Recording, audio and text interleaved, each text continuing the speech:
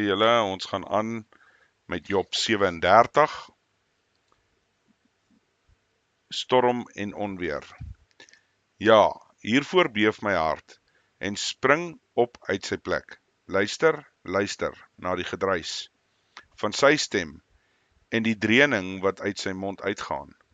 Onder die ganse hemel laat hy dit los en sy lig oor die eindes van die aarde. Daarna brul sy stem. Hy donder met sy stem vol majesteit en hy hou die bliksems nie terug as sy stem gehoor word nie. God donder wonderbaar met sy stem. Hy doen groot dinge wat vir ons onbegryplik is. Want hy gebied die sneeu, val op die aarde, ook die stortreën, ja, sy geweldige stortreëns.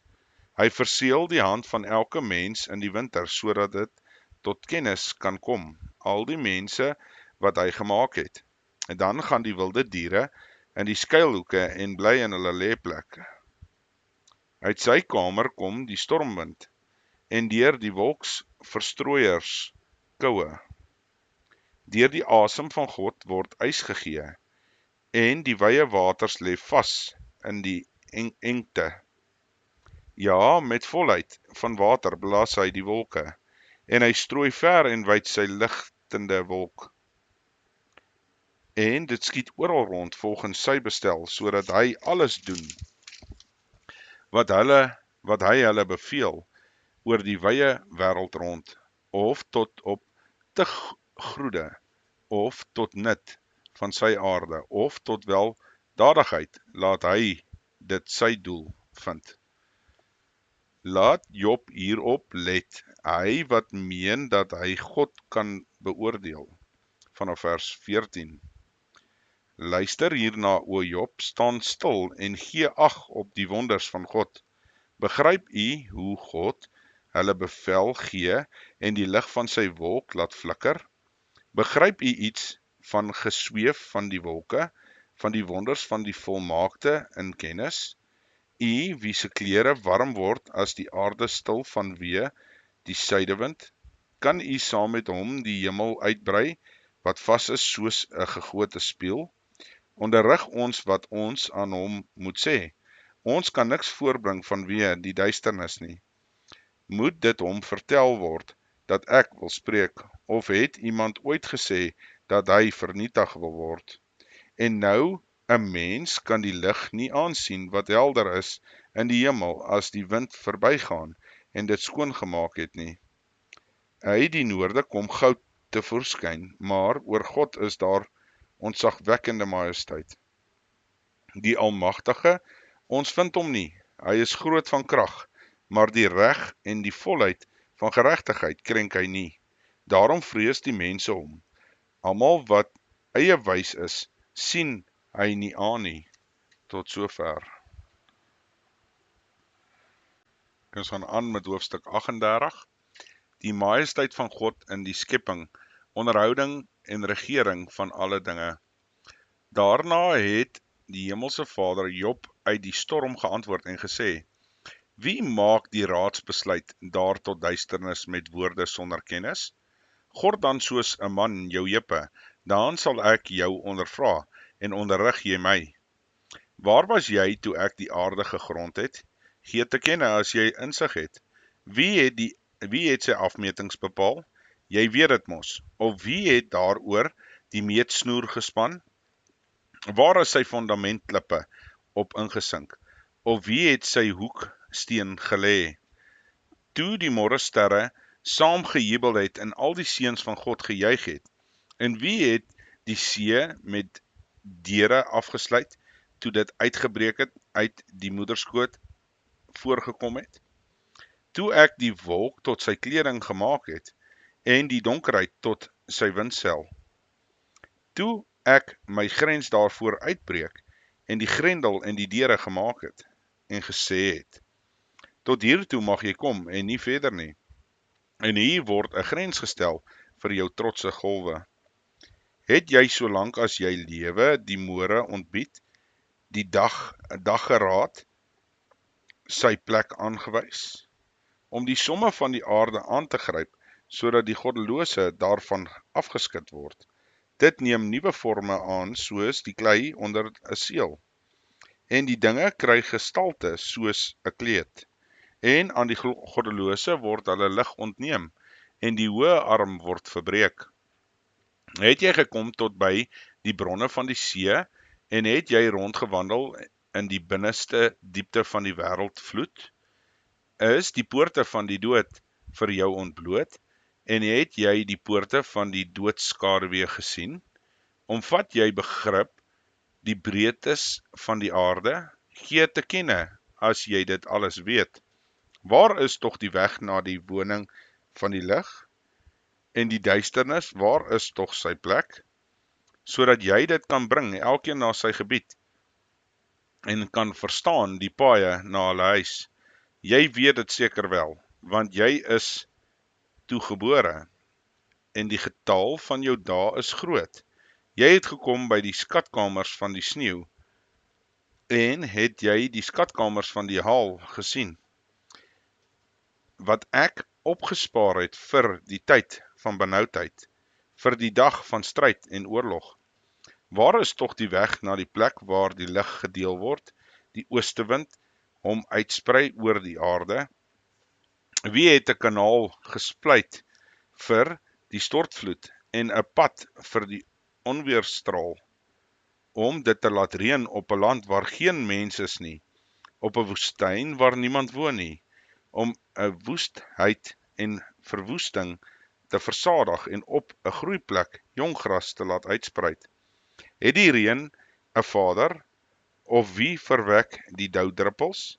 Uit wie se moederskoot kom die ys tevoorskyn? En die ryp van die hemel, wie baar dit? Die waters word hard soos 'n klip, en die oppervlakte van die watervloed sluit aan mekaar. Kan jy die bande van die 7 sterknoop, of die toue van die Orion losmaak? Kan jy die diere riem uitbring op sy tyd, en die beer met sy kleintjies lei? Ken jy die wette van die hemel, of kan jy sy heerskappy oor die aarde bestel? Kan jy jou stem na die wolke verhef, sodat 'n oorvloed van water jou oordek? Kan jy die bliksems uitstuur, sodat hulle heen gaan en vir jou sê, hier is ons? Wie het wysheid neergelê in die wolke? Of wie het verstand gegee aan die wolkgevaarte? Wie kan die wolke met wysheid tel, en die watersakke van die hemel? Wie giet hulle leeg, wanneer die stof saamvloei tot 'n stuk gietwerk, en die kluite aan mekaar klewe? Tot sover. Ons gaan aan met hoofstuk 39. Kan jy prooi jag vir die leeuwin, of die honger van die jong leeu stilmaak? As hulle neerbuig in die leeplekke, klaar sit in die skuilplekke om te loer. Wie berei vir die kraai sy spys, as hy kleintjies roep tot God, ronddwaal by die gebrek aan voedsel? Weet jy die tyd as die steenbokke lam?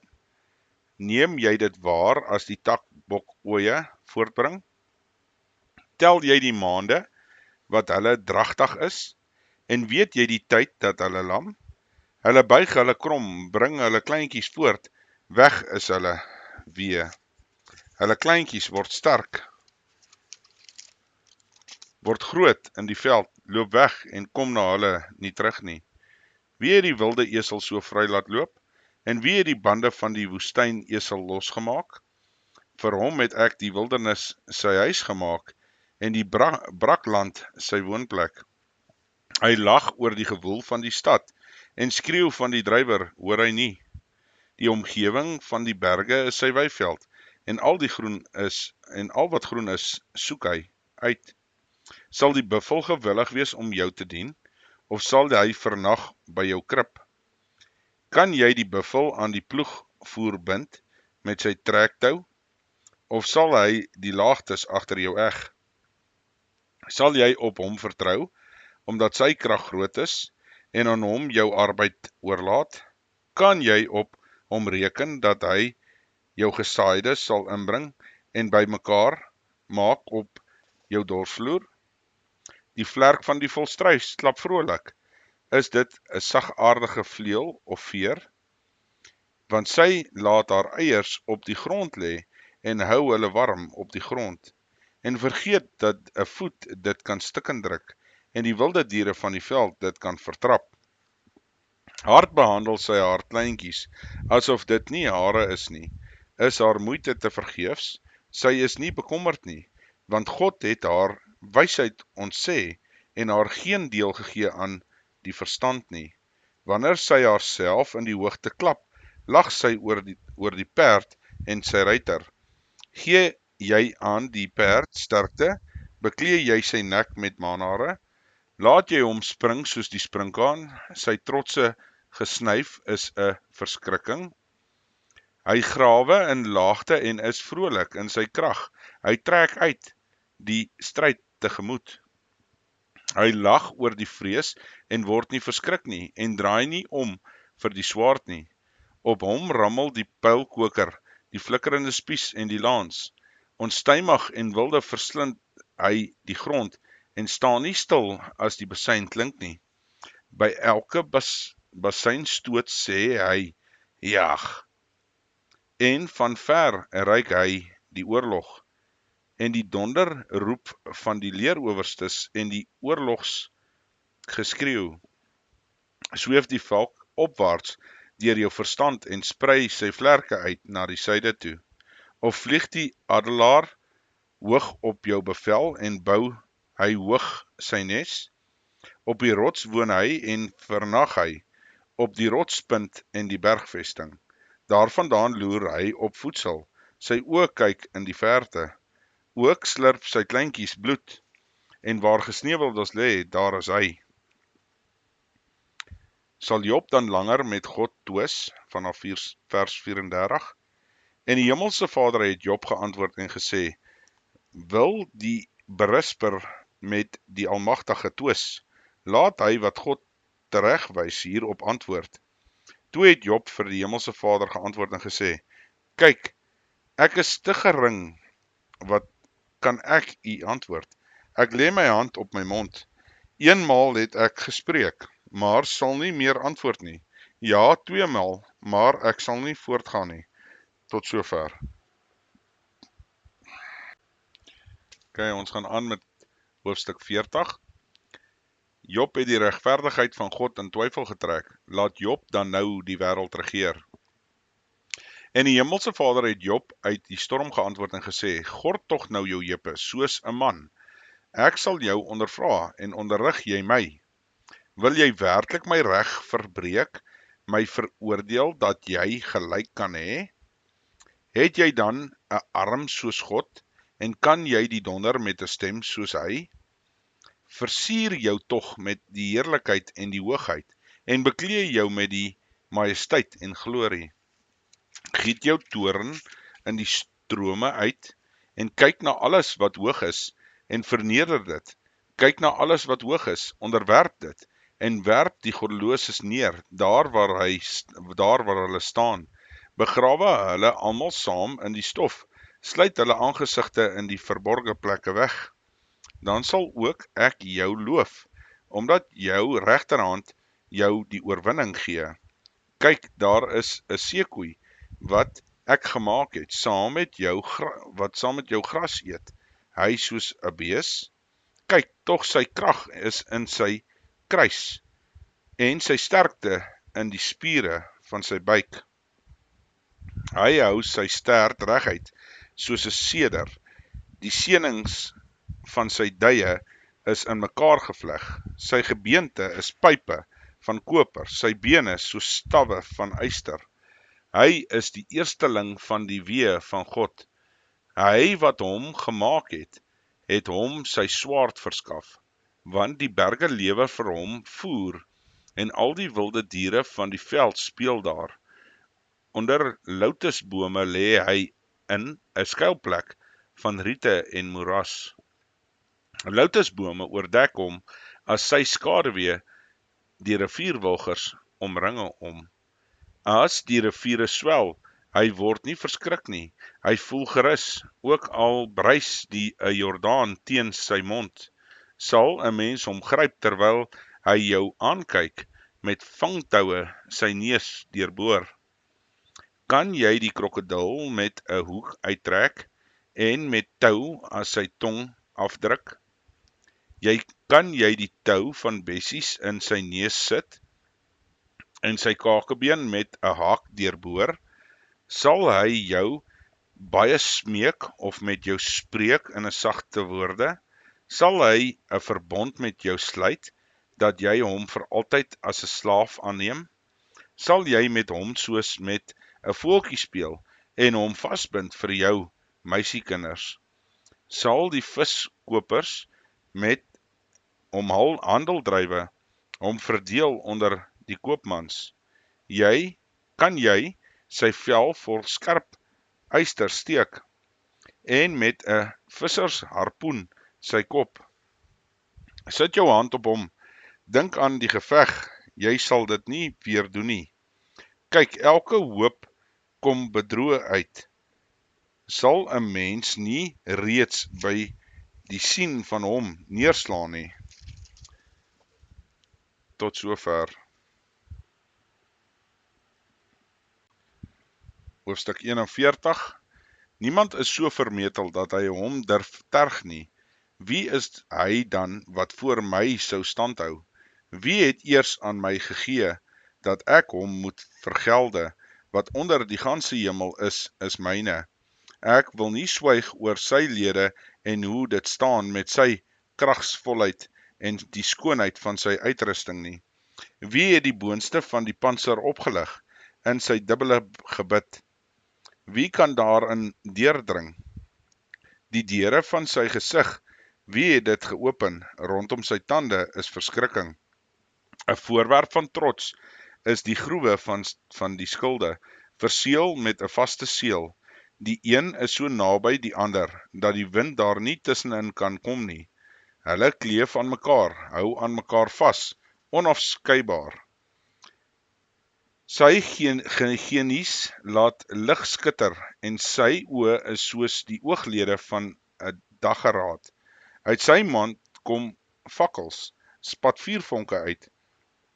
Uit sy neusgate kom rook, soos uit 'n kokende pot, met biesie-vuur daarby. Sy asem laat kole ontvlam, en die vlam gaan uit sy mond. In sy nek woon sterkte, en voor hom uit spring ontsteltenis. Die klomp van sy vleis is van aan mekaar aan hom vasgegiet, onbeweeglik. Sy hart is hard soos 'n klip, ja, hard soos die onderste meelsteen. As hy hom oplig, word die magtiges bang. Van verbuistering raak hulle buite hulle self. Raak iemand hom met die swaard, dit hou nie stand nie. Geen spies, lans of assegaai nie.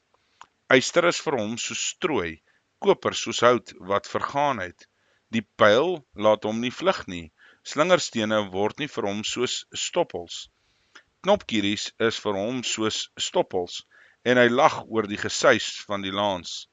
Onderaan hom is spits skerwe, hy sprei die ware dorslee uit op die modder, hy laat die diepte kook soos 'n pot, en die waterplas maak hy by soos 'n kokende salfpot. Agter hom verlig hy die pad, 'n mens sou die watervloed aansien vir grys hare. Sy gelyke is daar op die aarde nie, die skepsel sonder vrees. Hy kyk alles wat hoog is, hy is koning oor al die trotse roofdiere. Tot sover. Okay, ons gaan aan met hoofstuk 42. Job bely sy skuld. Toe het Job die hemelse Vader geantwoord en gesê: Ek weet dat U alles kan doen en geen plan vir U onuitvoerbaar is nie. Wie verberg die raadsbesluit daar sonder kennis? So het ek dan gespreek sonder om te verstaan, dinge te wonderbaar vir my wat ek nie begryp nie. Hoor tog, en ek sal spreek, ek sal U ondervra en onderrig U my. Volgens die hoorsê het ek van U gehoor, maar nou het my oog U gesien. Daarom herroep ek en het berou in stof en as. Die geseënde einde vanaf vers 7.